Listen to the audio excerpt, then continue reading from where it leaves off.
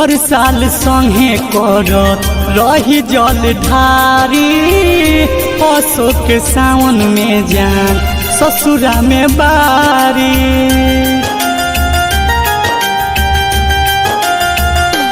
हाँ, हर साल संगे करत रही जल ढारी, पशु के सावन में जान ससुरा में बारी।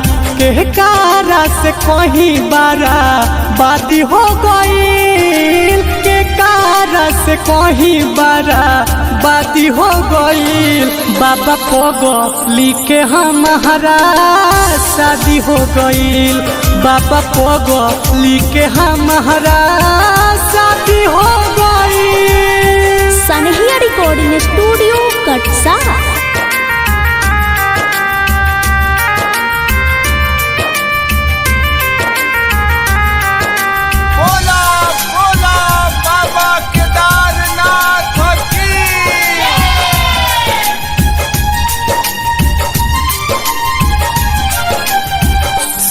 हो समारी करत रही नीरजल हो, तब काहे बाबा पैनी उनका संगे छल हो।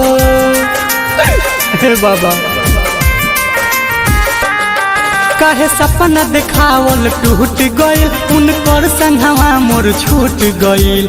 जिंदगी से उ हमरा अब आजादी हो गईल, जिंदगी से उ हमरा अब आजादी हो गईल।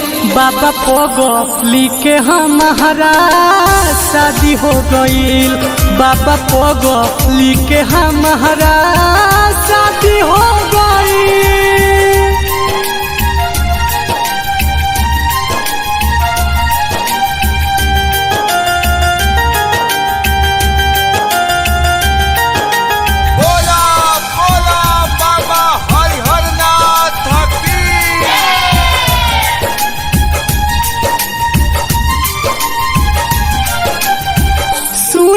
पहाड़ जितना गहरा ताट गोर में, उससे ज्यादा दर्द होखे रोजे हमरा भोर में।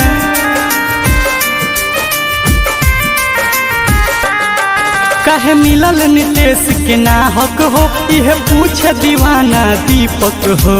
सूती रहे मनवा अब तो खादी हो गईल, सूती रहे मनवा अब तो खादी हो गईल। बाबा पगली के हमारा शादी हो गईल, बाबा पगली के हमारा शादी हो